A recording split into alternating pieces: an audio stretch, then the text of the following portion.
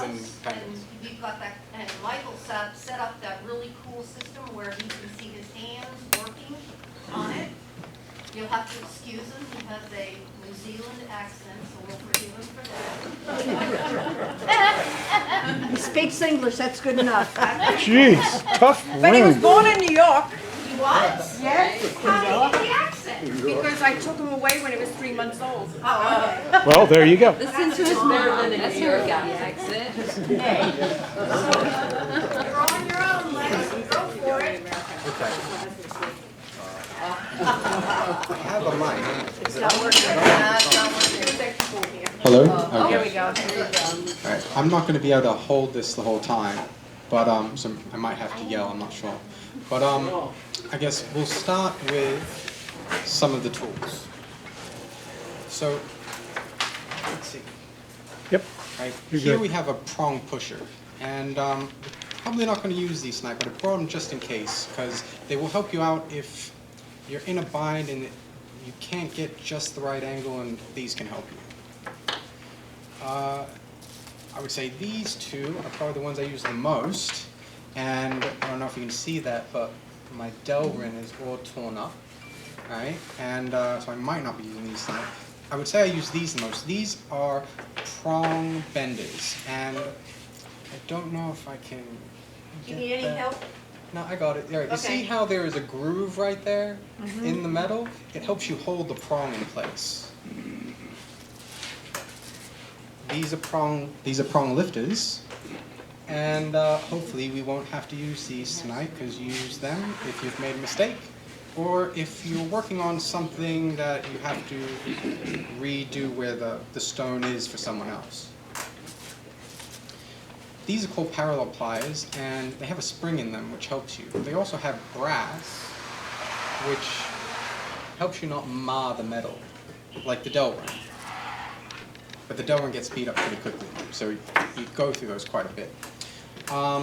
We also have needle nose pliers, and you want to make sure that the ones you have don't have any ridges or anything. You want them completely flat. You're going to want loops, and right here I have a 10x loop and also a 20. You do not want to get a 20. You definitely want to get a 10 first before you try using a 20, because it's much harder to focus, and you're going in and out of the focus, and yeah, you will strain yourself. Also, if you haven't used a loop before, you're going to put it as close to your eye as possible. Now, you're not going to want to close one eye, but you can do that to try to get the focus. And once you have it, you want to open your eye when you look.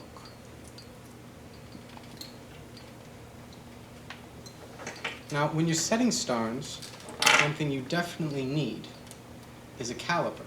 Now, this one here is digital, and you put your stone in here, and it will measure the millimeters of your stone around, or whichever type of stone you have. Lex, could you show some examples of some of the stuff that you've already done so people can see before you start, some finished pieces? Sure. Well, I guess I have two here on my hand. Oh, okay. And let me see if we can get there. It's a little bit. Okay. So on this finger here, you have it's a gold ring, and we have 3 diamonds that are set. They're set up high in the prongs.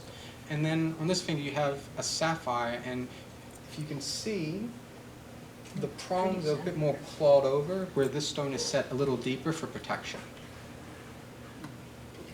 And I don't think we're going to need to use the caliper tonight because I already picked out stones that are going to fit the settings. Now, this is obviously a scale. You're going to want to weigh your stones, and one thing that you need to know is that if you're just doing it for yourself or your friends, right, you just need a carat scale. But if you're going to do it and start selling them, right, under like a business, you're going to want a legal for trade scale. And when you buy them, they will set them to your state, because depending on what state you live in, some states they want you to round up by 0.05 or down. Let's see. You're going to want a cloth like this, these cloths are gem cloths, and what they do is they're going to take off any of your fingerprints, any of the oils that you get on the stones, and then you're also going to want a polishing cloth. Now, a polishing cloth, it has an abrasive in it, and it'll help you get out micro scratches and things like that.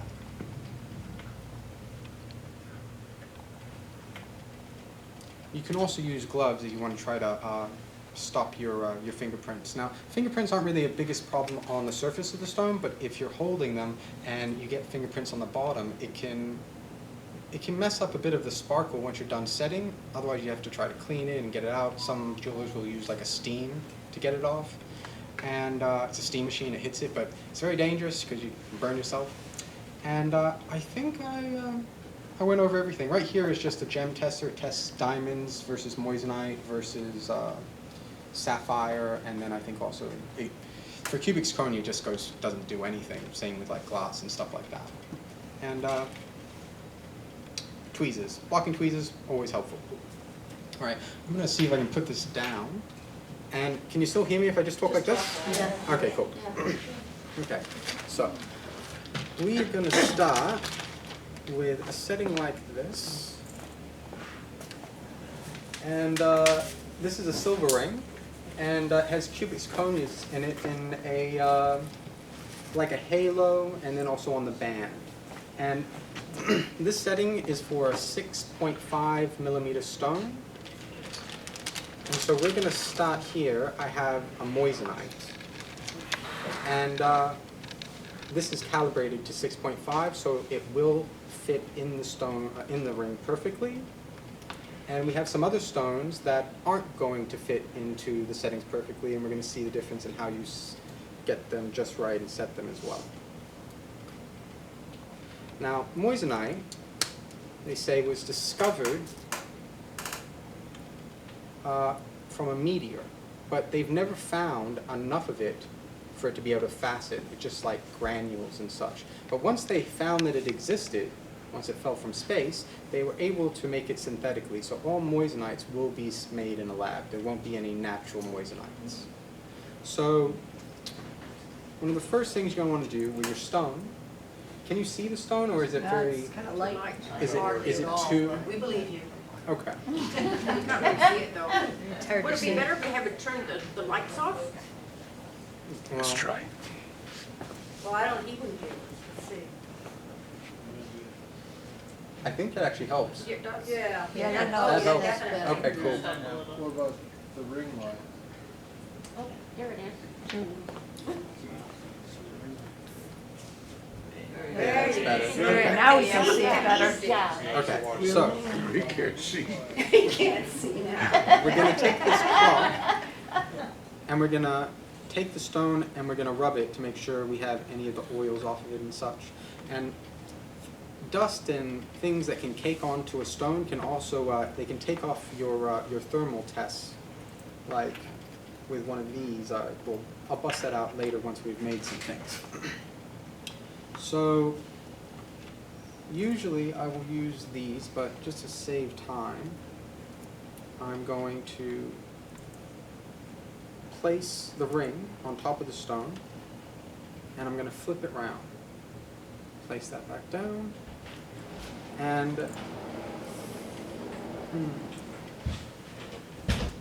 we're going to want to make sure, let's see.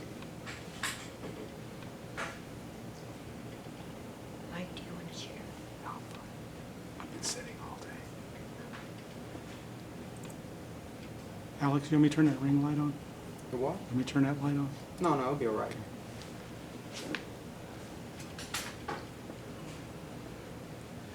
So does Okay. is it not fitting?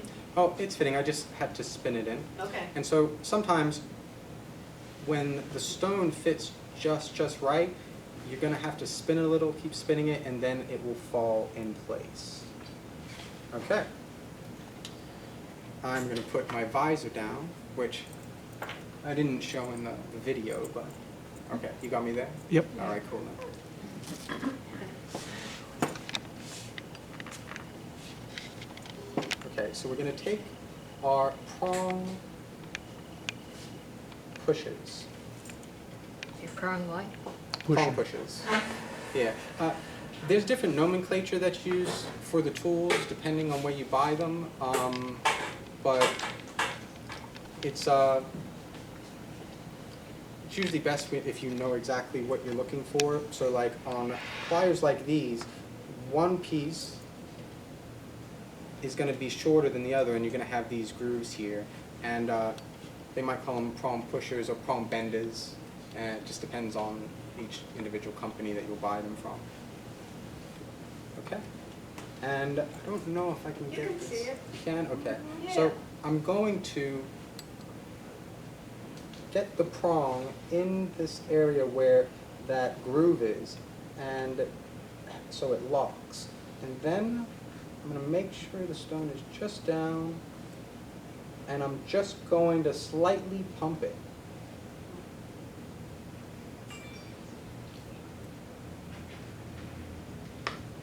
Not too hard. And then you want to go to the next one, and you want to do the same thing, and you just want to slowly bump it. Slowly, just get it there so it is starting to hold in place. Slow and steady then. Yeah, exactly. Otherwise, you're going to have a bad time.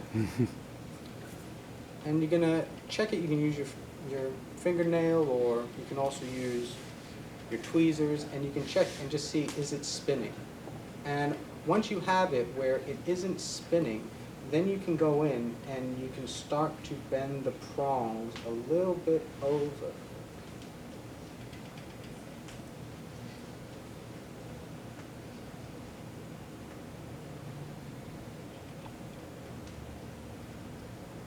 And what I'm doing here is I'm just slowly just pumping my, my hands on the tool, making sure that I don't slip. And a part of the process of doing that is to make sure you don't just go the whole way and break the prong. If you do, what will happen is you will end up with something like this. Can everyone see that there? No, not really. Put it on something darker. Okay. And we have a broken prong right there. Yeah.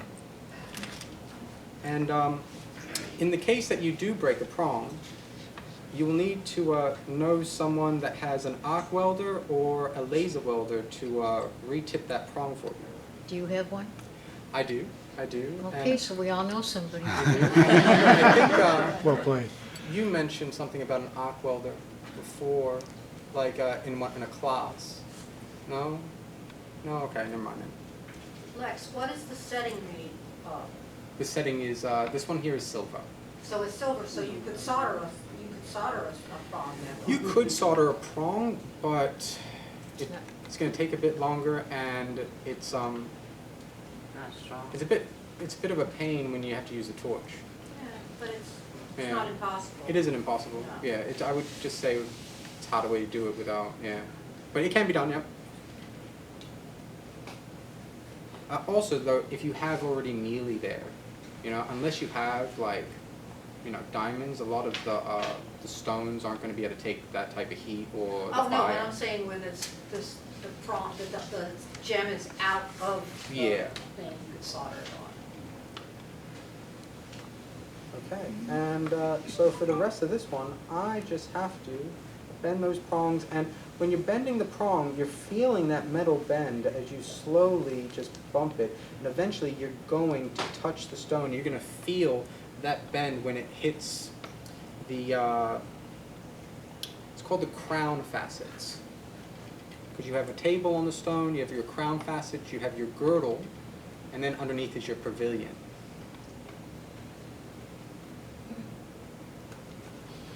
And there are some things that I could try. If you're not exactly sure what I meant by some of the things, I can try and speak English. But there are some things, there's just no other nomenclature but that, so we're stuck. You're going to have to do a Google. Is that ring pre-drilled with a Yes. beveled? Yeah, so this one here is called it's called a pre-notch setting. And exactly, it's already pre-notched. And where do you get them? okay, so there's a bunch of different types of suppliers. You can also import them, but I would say if I was just going to tell you to go for like a one-stop shop for like your tools and some settings, I'd have to say probably Rio Grande. Probably be something. Like probably, Rio Grande or something? yeah, Rio Grande. They have so much in one place. Probably the easiest place to go to get it all in one. Is this all online or? Yeah. Yeah, Rio Grande. so it's Rio Grande. They're a Berkshire Hathaway company, so the company that owns Rio Grande, I believe, is the company that Warren Buffett owns. It's a big company. If you can't find it there, you can't find it. Yeah, what he said. Your pliers have two side jaws, right? Yes. One longer than the other? Yes. Does the long one go underneath? You can go both ways. It really just depends on what you're angling. Another thing I like is, so when you have this groove, if you don't want to do it like this because that groove, it'll mar the metal on the inside of the ring. So you can also go around and you can do it this way and you get that little groove on the short one. And Lower your hand. Your hand is in the Lower your hand. Your hand's too high. hand's too I high. want a picture. My hand is too high. It has been on drugs. You mean that tweet? So you know what my problem is? My problem is that my elbow is here and I'm trying to do it. Now you can only do that once the prong is, it has a little bend in it, and then you can get to the other side of it. But if you're going to bend the prong, you're going to want to do it from this side to that side. All right, we got a bend, we got a bend, got bends, and now we're going to check. Now, I guess I might have to do it this way, but and what you're going to do is you're going to look to see if your stone is centered, so you don't want it crooked on one side and so on and so forth. And that's looking good. And then I take my fingernail. You can also use, once again, tweezers, and you're going to see if you can spin that stone. And if you can't spin that stone, then you know you have it in there well. Now, when it comes to silver and gold, it bends pretty easily. And then you also have white gold and platinum. Platinum and white gold are much more springier. So, especially like with platinum, you can set your stone, and it's like no matter what you do, your stone just keeps spinning. So what you'll do in that case, let's pretend this was a platinum. You're going to take, you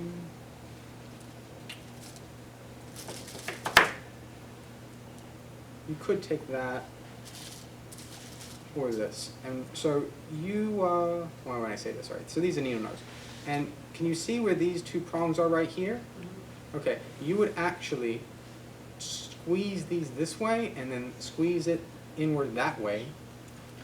And it creates this suction fit when it goes, like when the prongs are from here to there. And once you've tried to spin your stone, then you're going to do the shake test. And you're going to put your ear, and if you've done it right, you won't lose your stone.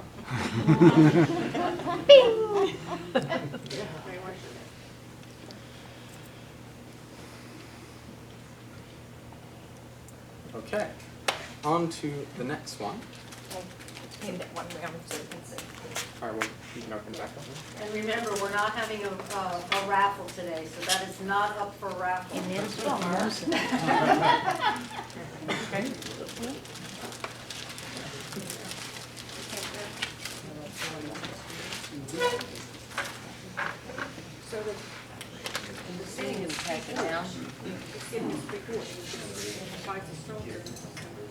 So for the next one, we will be doing a 14-karat gold pendant, and we will be doing a 0.97 carat diamond in a D color and an SI2 clarity with a very good cut.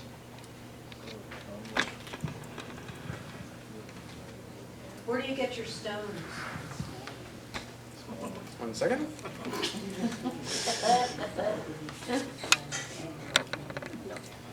Okay, let's see. Besides America, like for Bonito Way, I have to go to California. Or Red Barrel, got to go to Utah. But so besides America, we're going to be seeing there's Australia, Brazil, Colombia, Dubai, England, Germany, Greece, Hong Kong, India, Indonesia, Ireland, Malaysia, Pakistan, Spain, Sri Lanka, Thailand. Shenzhen is also on there. That's a province in China.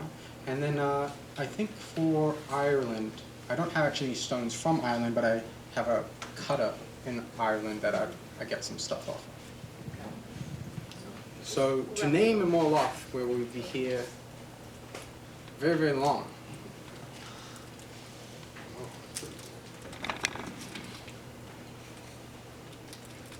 And I look at gems similar to silver and gold. I look at them as currency because I don't trust paper.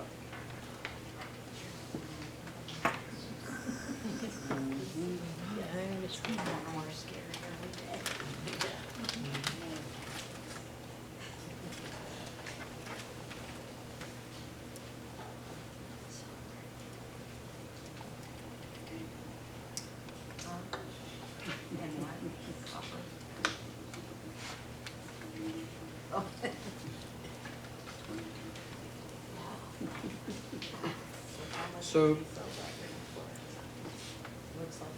this setting here is also a 6.5 millimeter. Now, the thing about 6.5 millimeter is most diamonds, each stone has a different weight. So you can have 2 stones and they'll look different sizes, but they'll weigh the same carat weight because some have more density than others. And so when you have a diamond, most diamonds in the 1 carat range will be somewhere between 6.2 millimeter round to 6.5 millimeter round. Now this stone here is 6.2 millimeter round instead of the 6.5 setting. And so what we're going to be doing here is I'm going to be showing you how to fit a stone that's a little bit smaller into the same size setting as the last one, where that stone fit perfectly like it was twinning. Whereas this one, you're going to have a little more overreach of the prongs. Now, in certain circumstances, I actually like that better because you get more protection over your stone. Okay. And first, let us do a little clean. I'm pretty sure it was clean already in the box, but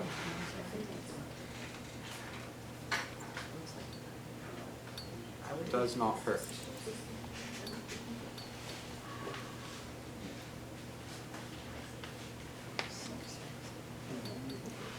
Now, one great thing about stones that are a little bit smaller is they fit in much easier, they just fall right in, and it's your job to get them, make sure they're not crooked, because it's easier for them to go crooked because you'll push one prong a little bit too much.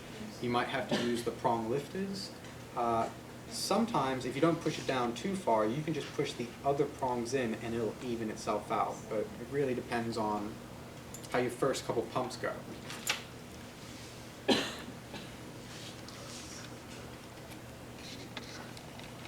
Now, this diamond here is a 9.7 carat, so I don't know if you can see there, but there's another little setting above it for an accent. So later on, I will be trying to find something that is about 0.3 to get it to a full carat, and then put it on display at one of the stores. The first ring, the reason I did that one first is I actually had a customer, and they asked me, they say, I want something that's white in color, but I want the sparkliest thing you have. Right? And they said they wanted silver, and the sparkliest thing I had, and I said, well, that's going to be moissanite, because moissanite has a higher refractive index than diamond. When you use a refractometer tells you the refractive index of a stone, and diamond will be 2.41 to 2.42, whereas moissanite hits in the 2.6 range. And so it'll actually sparkle a little bit more than diamond. Does it make you feel like Yeah. It is true. I am a real hobbit from the real Shire of Oakland.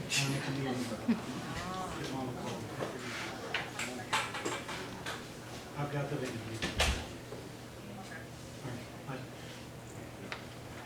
Okay, so we're gonna bend our first two prongs, and we're just gonna slightly push it.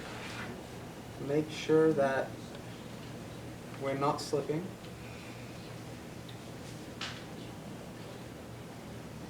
And then we're gonna rotate to the other side. And you can see that I'm not, on the first try, I'm not trying to get the first two prongs to actually hold the stone. I'm just trying to get them closer. And then I go to the other side.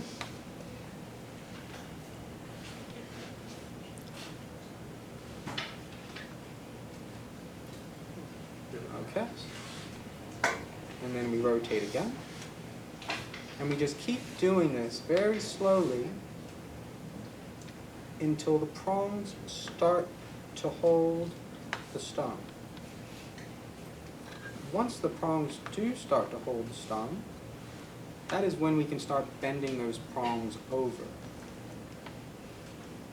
But first we want to get a grip. It's always good to have a grip.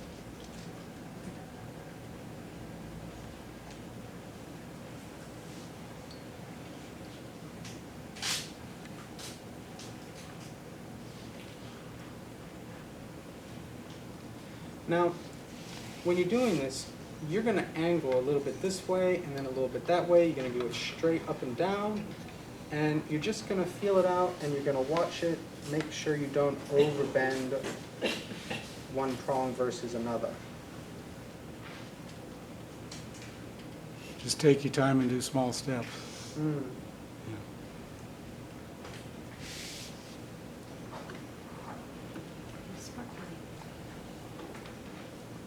Ben, did you see it already? Nope.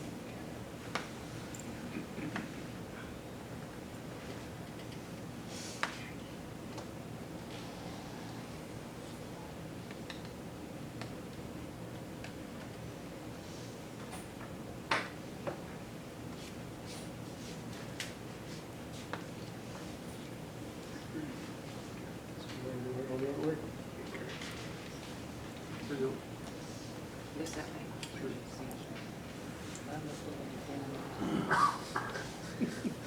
It's okay. I'll take it over there. Okay.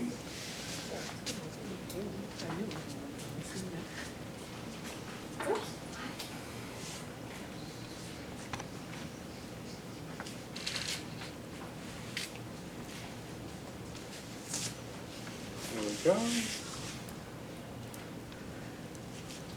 Okay, so I have it gripped now, and still a little bit of movement, but there isn't much spin. But now that I have it where I can spin it just a little bit, I'm going to then put these tools down. Now I'm going to look in my loop for a laser inscription on the girdle. So the girdle is that round, flat part going all the way around. And what that is for is certain gem labs that they identify the stones. You can ask them to put a laser inscription on a diamond, or sometimes they'll also do sapphires because they're a 9 on the hardness scale. And what that does is that when things are stolen, if they don't have a serial number, right, there really isn't much the authorities can do. So whether it is a designer bag or a gem, if it has a serial number, right, then the authorities have something to go on. So if someone takes it to a pawn shop or a jeweler, they're taught that they have to check these stones, make sure there's no laser inscription on the girdle if someone's trying to sell their piece. And if there is one on there, they have to check it in this federal registry. And they have to make sure that the stone isn't Stolen. Yeah, I'm trying to think of the word when they reported as stolen.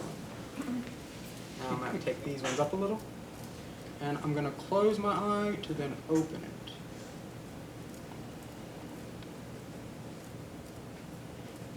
I'm going to go here.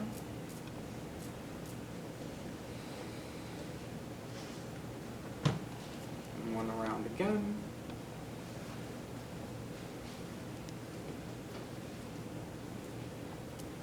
And then one on top.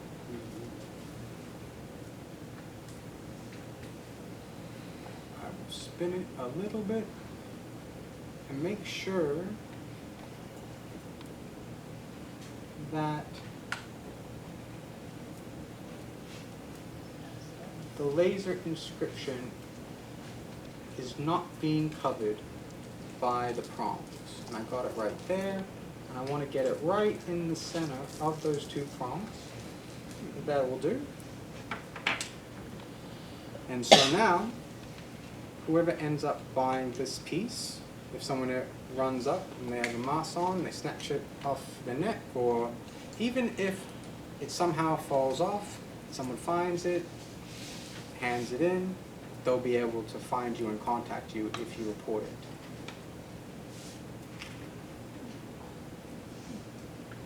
So now, we are going to start bending these prongs over the crown facets.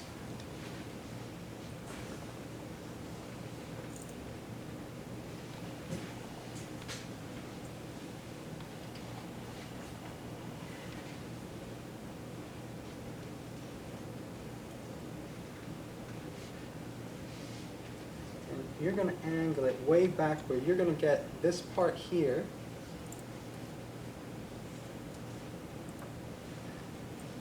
And it's going to be at the bottom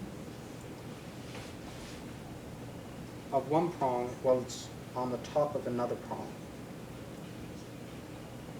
And you're going to be, when you have whatever these glasses are called in my head, some type of visor. Magnifying visor? Something like this, yes. And you're going to watch it, and you're going to see there's a little space. Well, you're not going to see it, but I am. But when you'll be looking for that little space, and you'll feel it. You'll feel it go down. You'll feel it touch the crown facet. And there won't be any air in between the prong and the stone. And so that's what you're looking for. You're looking for that little space of air in between each prong and the stone, and you want to make sure that it is holding it down.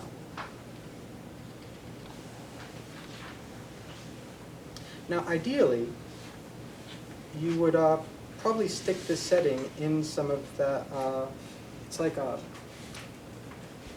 some type of hot plastic. You heat it up and you stick your piece right in it, and you'll have it on something that spins, and then you can do it that way. But Like we pitch? don't have that here today, so we're doing it freehand. And if you anyone does start to pick this up, I do recommend trying some freehand.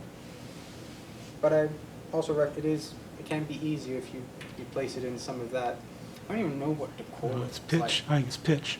say again? Pitch. It's called pitch? Okay, there we Yeah. go.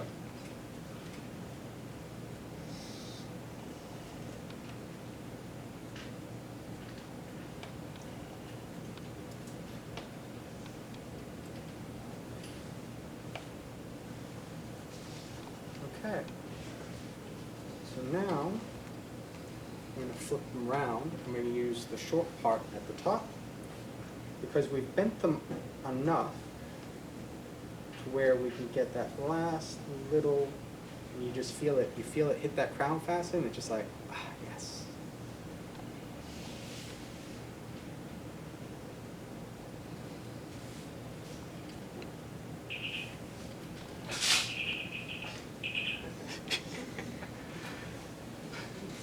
Beam me up. It looks like we I have had to one say last that. prong, Start date. and then this Beam me up, one Scotty. will be done, or ready for the accent, which I'll be doing later. I may actually put this in the store without the accent, put like 3 little accents there, like a diamond, a ruby, sapphire, and then they can choose which accent they want.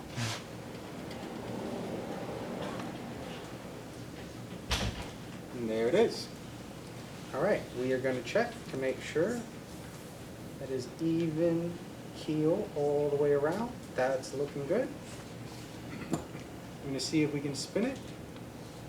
No spin.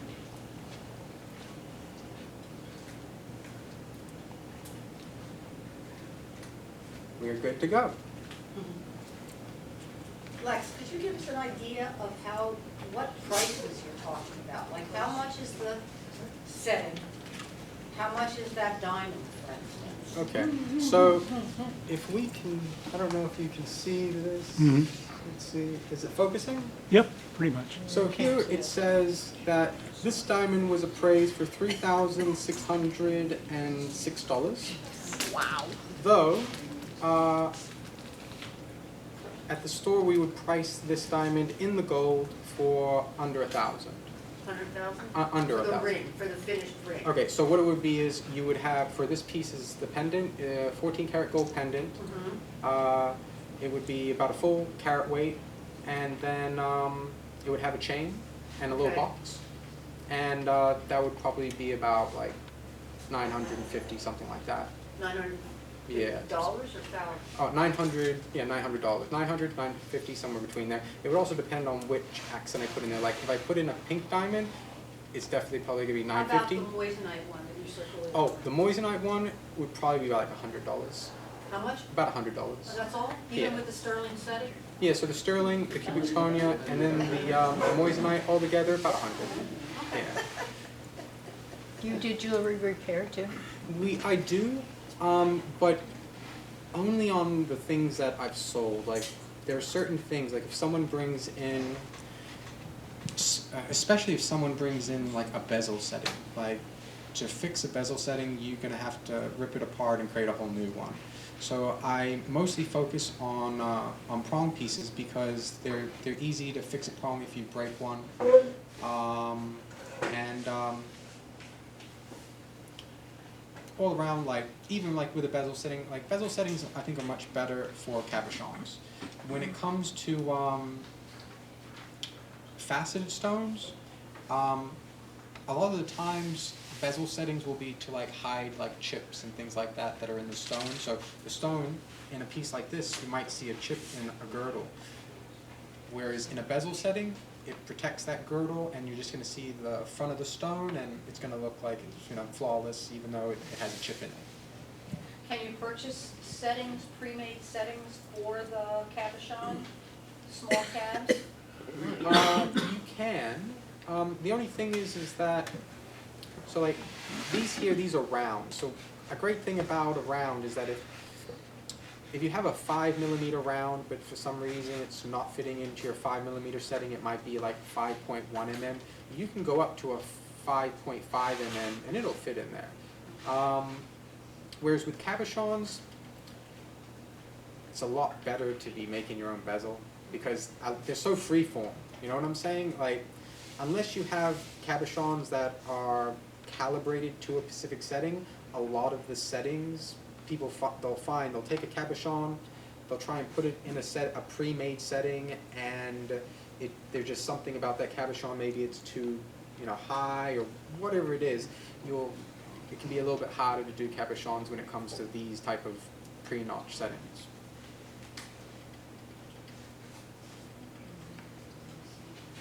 Okay, so now we are done with this gold piece, and yeah, okay. Well, it's not, no, it won't go in there.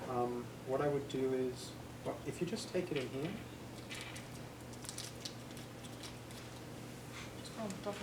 No, it'll slide off. So you can see it in there. The bag does slightly affect how sparkly it is, but it'll be okay. Oh, there's right. Okay. That's the diamond. So now Where was how he much gonna time do I have put left? additional. I have 0 time? Alright, it's okay, that's okay. What do you want to do? Well, I mean, I could do another, I could do another. You can keep going. You It's wanna fine, yeah. keep going? Alright, so we have the option next Okay. of, It's not that. we can do something that's different from a round setting, or we can do another round setting, but in white gold, which is more springier, and you can see the difference in complication between white gold and then Yeah. regular silver or This gold. one's radically different from what you've done. Something different, okay. Something very different.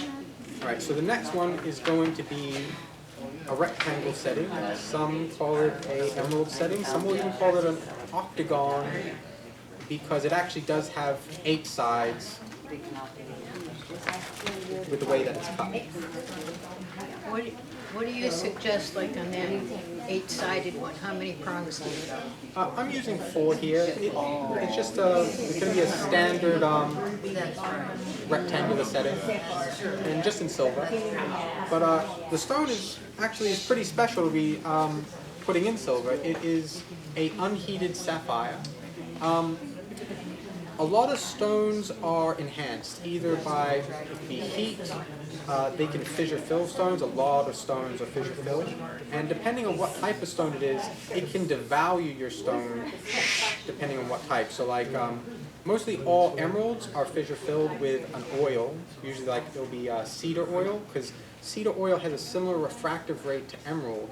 So when they put it in there, what they do is they have a pressure chamber, and they vaporize the oil with pressure into the emerald, and it clarity enhances it, so it's more sparkly instead of it being more included. Though all emeralds will be included, and if you don't see any conclusions, you should be scared. That's one thing about emeralds is I'll have people come to the store and they'll look at the emeralds and go, what's wrong with them? And it's like, if they didn't have those problems in them, right? They're fake. Yeah, they're going to be lab created. And so I actually had to take an emerald, and I had it in one store. I had to put it in another store because I had a couple too many people going, it doesn't sparkle enough. And it's like, listen, this is a 2-carat emerald with a GIA certificate, right, of authenticity, right? And I have it in silver with some 4 canary diamonds on the side. We're doing like $750 on that piece, and the stone in itself can go for over $1,000 a carat. Also because origin, depending on some stones, origin of the stone will give you, it'll be worth more. So like for emeralds, the 2 most coveted origins will be Colombian or Russian. You won't hear as many people talk about the Russian ones, but that's just the climate, right?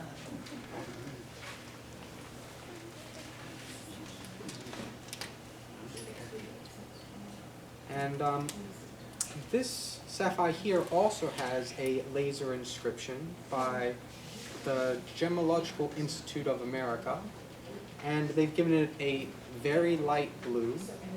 In the video, it might look white, but when you put some light in it, I don't know if no, that's way too much. Way too much. We got green. Oh, there's How about some red? Okay. Now, when you get them from GIA, they give you this little thing. I don't think you can see it really there. There's a little bit of red right there, and that's where they've put the laser inscription. So it's not going to matter which way I put this. Eventually, I'll be able to find that laser inscription because the prongs won't be over it. But you'll also see that there's no other red marks in here because for a stone like this, this would be considered a VVS1. Now, for colored stones, they don't really use the diamond VS system, but for colored stones, they have something called a type 1, type 2, and type 3 stone. So depending on how rare the stone is, it has a different type. So for diamonds, they're a type 1 because has anyone heard where they say diamonds aren't actually as rare as they say they are? Well, that's true and false at the same time. The reason why diamonds are rare is the way they grade them. if you're going to get into a DFE color, which DFE stands for colorless, and then if you go to GHI, that's nearly colorless. So when you have something that's like a VVS1 in like an F color, that's hard to find. It's hard to find and dig up, right? But diamonds in general, I mean, sandpaper. You know what I'm saying? Yeah. So from an industrial perspective, diamonds aren't actually rare. But with the way they grade the stones, that's how they create a rareness within those stones. Now, emeralds are different. Emeralds are much rarer. And that's why they're a type 3 stone. And a type 3 stone is allowed more inclusions and can be considered a VS stone or an SI1 stone, even though you can see the inclusions much better than a diamond. If you get a diamond and it's like an SI1 clarity, even though SI1 and SI2 is considered almost eye clean, for diamonds it's going to look pretty much eye clean. You won't be able to tell the difference between an SI1 and an SI2 with your naked eye. It's very hard. You're going to need a loupe. You're going to want like a master set to be able to see, all right, you know, D, F, E, this, that, and the other, and then look at that stone. I myself, I don't do color grading. I didn't actually go to like school like to do that and get the accreditation to do that. So when it does come to wanting a diamond graded for their color, usually I will go to GIA. Sometimes I'll also go to IGL. They're based out of Israel, Tel Aviv, and they also have about the same amount of bases as GIA does as well. Okay, so here we have the sapphire, and we have it in an emerald setting or a rectangular.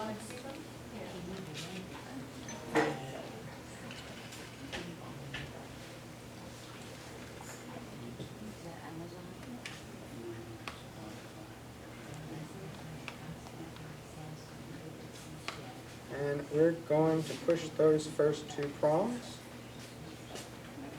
and then we're going to spin it. And it's basically the same as doing a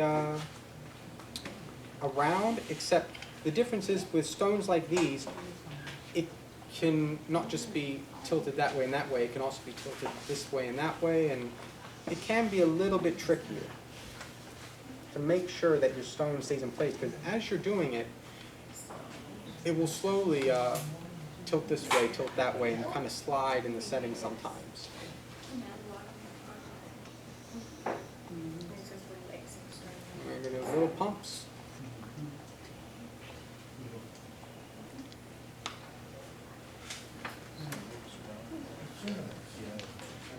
Talking about little pumps, I should have worn my Gucci. I'm glad some people got that.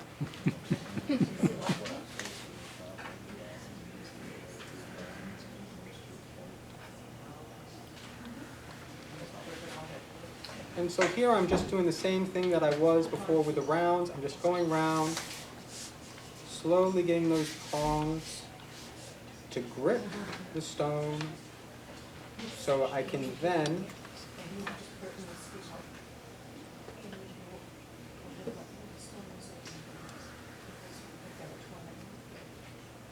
bend them over into more of a claw shape.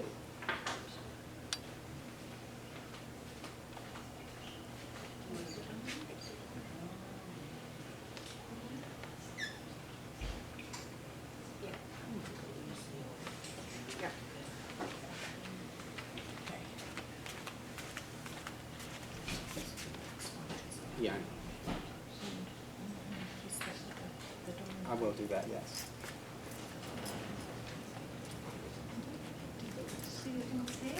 I didn't get to see it. You didn't see it? Go on in, go on. No, I didn't get to see the one you were passing around. You skipped both of us. You walked right by us. I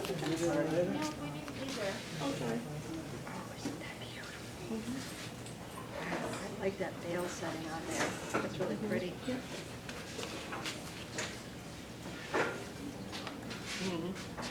Okay. Yep. But it's gold. I'll do gold. Yeah.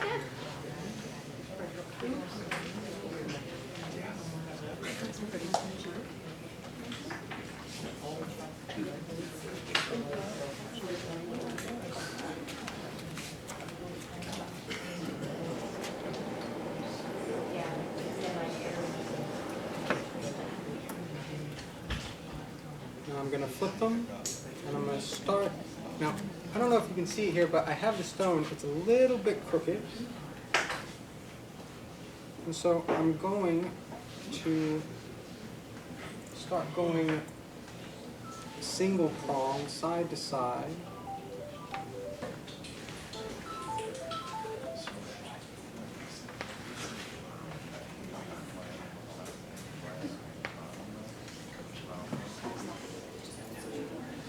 Lex, is that a pendant? Yes, it is. And this one here is in sterling silver. And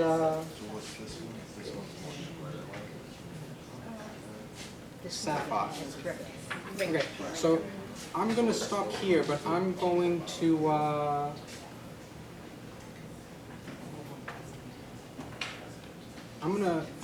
have this one passed around to show, because this one's crooked, which means I'm going to have to use Oh, okay.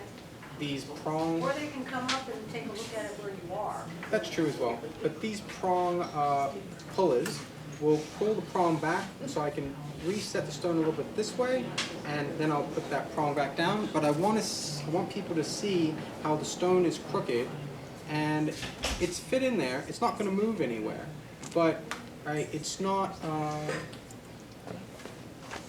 where you want it to be. So I just want you to, well, you know, just before you do that, the last thing we're going to do, we're going to take this out.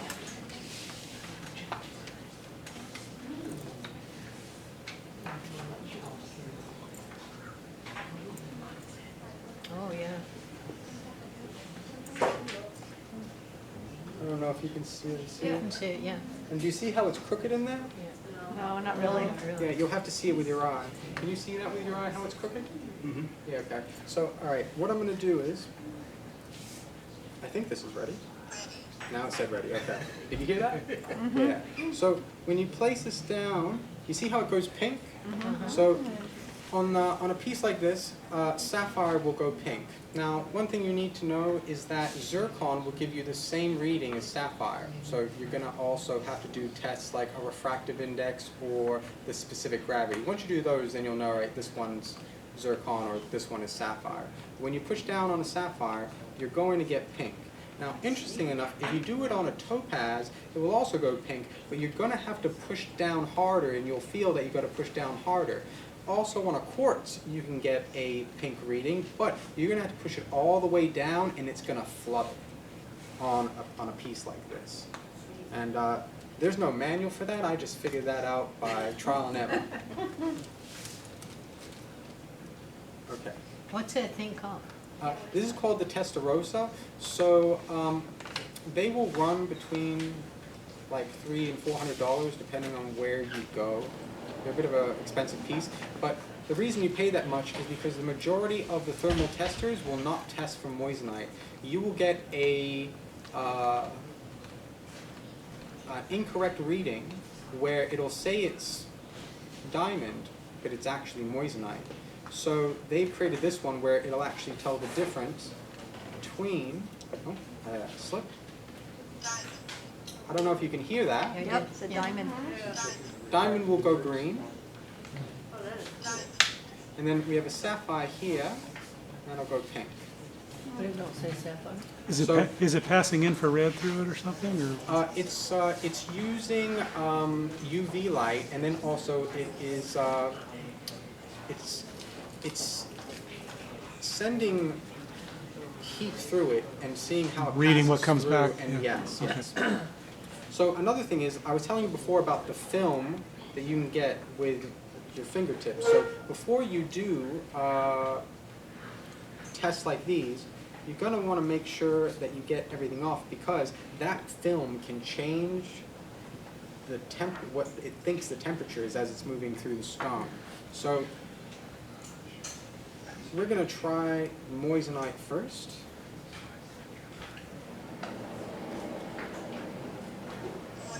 Moissanite will go blue. Now, over here is a metal alert. These CZs, these are cubic zirconias. Now, cubic zirconias are also made in the lab, most people, they assume that they're all lab made, though they have found cubic zirconia in nature, but only granules, nothing that they could cut. So all CZs that you will see will be made in the lab. And I don't, they're too small, but what will happen is I'll push it down and nothing will happen. So usually when you are testing in a lab, you're going to do that 5 times in a row. Every time you test a stone, you're going to do it 5 times in a row. I'm not going to do that right here to save us a little time because I'm already over time. And now we're going to go to diamond. Okay. And I did 1, 2, 3. I did 3, right? Yep. Okay. And that wraps it up.